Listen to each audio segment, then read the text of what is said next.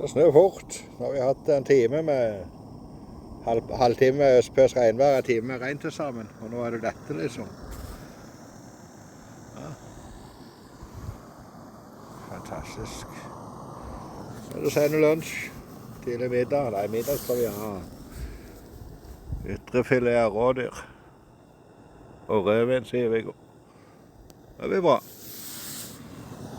Det er greit. Helt